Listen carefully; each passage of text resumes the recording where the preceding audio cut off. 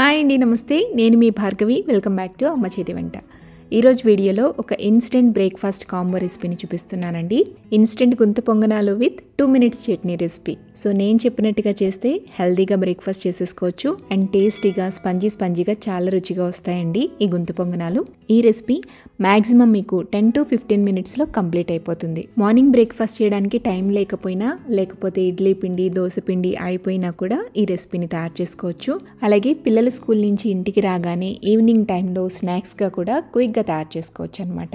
మరిక అస్సలు ఆలస్యం చేయకుండా ఈ ఇన్స్టెంట్ గుంత పొంగనాలు విత్ చట్నీ ఎలా చేసుకోవాలో క్విక్గా చూసేద్దాం. ఈ ఇన్స్టెంట్ రవ్వ గుంత పొంగనాలు తయారు చేసుకోవడానికి మిక్సింగ్ బౌల్ తీసుకోండి. అందులోకి 1 కప్పు దాకా బొంబాయి రవ్వ వేసుకోండి. ఇక్కడ నేను సన్నటి బొంబాయి రవ్వ తీసుకుంటున్నానండి. అదే మీ ఇంట్లో కనుక కొంచెం లావుగా ఉండే బొంబాయి రవ్వ కనుక ఉంటే మిక్సీలో 2-3 పల్సులు ఇచ్చి ఆ తర్వాత రవ్వని గిన్నెలోకి వేసుకోండి. ఈ బొంబాయి రవ్వలో 1/2 కప్పు దాకా బాగా సన్నగా కట్ చేసి పెట్టుకున్న ఉల్లి తరుగు వేయండి. అలాగే కారానికి తగ్గట్టుగా 2 నుంచి 4 పచ్చిమిర్చిని ఇలా సన్నగా కట్ చేసుకుని వేసుకోండి.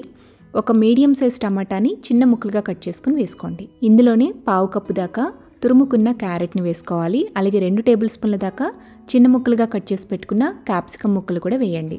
ఇప్పుడు ఇందులోని సన్నగా తరిగి పెట్టుకున్న కొత్తిమీర 2 టేబుల్ స్పూన్ల దాకా వేసుకోవాలి. అలాగే రుచికి తగినంత ఉప్పు, ఒక 1/2 టీ స్పూన్ దాకా వంట సోడా కూడా వేసేసి వీటన్నిటిని కూడా బాగా కలపండి. ఇప్పుడు ఒక 1/2 కప్పు దాకా పెరుగుని వేసి ఒకసారి కలుపుకుని కొంచెంగా నీళ్లు వేసుకుంటూ ఇక్కడ చూపిస్తున్న విధంగా ఈ కన్సిస్టెన్సీ వచ్చేంత వరకు కలుపుకోవాలి. పొంగనాలకి పిండిని ఇలా కలుపుకున్న తర్వాత మూత పెట్టేసి ఒక 5 minutes పాటు పక్కన వదిలేసేయండి.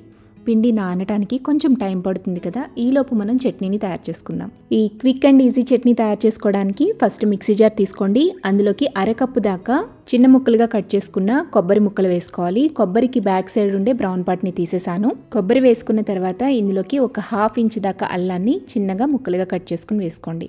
అలాగే 1 లేదా 2 పచ్చిమిర్చిని ఇలా ముక్కలుగా చేసుకుని వేసుకోండి. ఇందులోనే ఒక 1/2 ముక్క ఉల్లిపాయని చిన్న ముక్కలుగా కట్ చేసుకుని వేసుకోవాలి. తర్వాత 2 టేబుల్ స్పూన్ల దాకా పుట్నాలు వేసుకోండి. అలాగే 1 టేబుల్ స్పూన్ దాకా సన్నగా కట్ చేసుకున్న కొత్తిమీర వేయండి. ఈ కొత్తిమీరతో పాటుగా జస్ట్ 1 రెమ్మ పుదీనా కూడా వేసుకోండి. పుదీనా ఫ్లేవర్ ఇష్టం లేదు అనుకుంటే కనుక దీన్ని స్కిప్ చేయొచ్చు. ఇప్పుడు ఇందులోనే రుచికి సరిపడా ఉప్పు, అలాగే చట్నీ కన్సిస్టెన్సీకి తగ్గట్టుగా నీళ్లు వేయండి. 1 బద్ద నిమ్మరసాన్ని కూడా పిండేసేసి వీలైనంత మెత్తగా ఫైన్గా గ్రైండ్ చేసుకోండి. ఇలా మెత్తగా గ్రైండ్ చేసుకున్న చట్నీని ఒక గిన్నెలోకి వేసుకుని ఇప్పుడు దీన్ని తాలింపు పెట్టుకోవాలి. ఆవాలు, మినపప్పు, జీలకర్ర, శనగపప్పు, కరివేపాకు, ఎండుమిర్చి, అలాగే కొద్దిగా ఇంగువ, వెల్లుల్లి వేసి తాలింపు పెట్టి దోరగా వేయించి ఈ చట్నీలోకి కలిపేసుకోవటమే. అంతేనండి, జస్ట్ 2 minutesలో ఈ చట్నీ ప్రిపేర్ అయిపోతుంది. సో చట్నీ తయారు చేసేసుకున్నాం కదా, ఇప్పుడు రవ్వని చూద్దాము. రవ్వ అనేది ఆల్రెడీ కొంచెం నానిపోయి ఉందండి. ఇలా నానిన తర్వాత కొంచెం బిగుసుకుంటుంది అనమాట. ఆ తర్వాత మళ్ళీ కొంచెం నీళ్లు పోసి కన్సిస్టెన్సీని అడ్జస్ట్ చేసుకోవాలి. ఇలా అయినా మీరు డైరెక్ట్గా పొంగనాల కింద వేసేసుకోవచ్చు. బట్ ఈ పొంగనాల రుచి మరింత పెరగడం కోసం కొద్దిగా తాలింపు వేసుకుందామండి.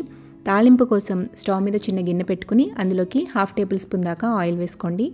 ఆయిల్ హీట్ అయ్యాక కొద్దిగా ఆవాలు, అలాగే జీలకర్ర, కొంచెం ఇంగువ, అలాగే 1/2 టీ స్పూన్ పసుపు కూడా వేసేసి సన్నగా కట్ చేసి పెట్టుకున్న కరివేపాకుని కూడా 1 టేబుల్ స్పూన్ దాకా వేసేసి వేయించండి.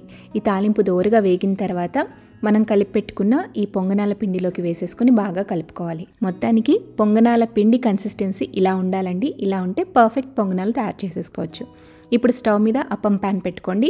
ప్యాన్ని హీట్ చేసుకున్న తర్వాత గుంతల్లోకి కొద్దిగా ఆయిల్ని వేసుకోండి. 1 టీ స్పూన్ దాకా ఆయిల్ వేసుకుని ఆయిల్ హీట్ అవ్వనిచ్చి ఆ తర్వాత మనం కలిపి పెట్టుకున్న గుంత పొంగనాల పిండిని 1 టేబుల్ స్పూన్ దాకా వేసుకుని మూత పెట్టి మీడియం ఫ్లేమ్లో ఒక 2 minutes పాటు ఉడికించండి.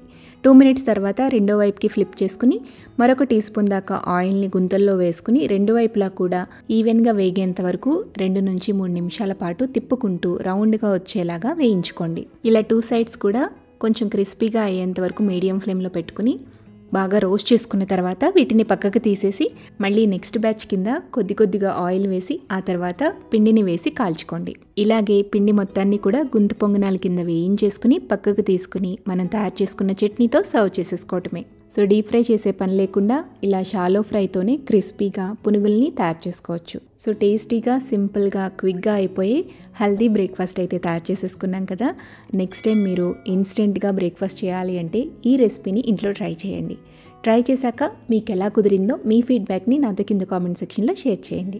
వీడియో నచ్చితే లైక్ చేయండి, మీ ఫ్రెండ్స్కి, రిలేటివ్స్కి షేర్ చేయండి. మరిన్ని టేస్టీ, సింపుల్, క్విక్ రెసిపీస్ కోసం అమ్మ చేతి వంట ఛానల్ని సబ్స్క్రైబ్ చేయండి.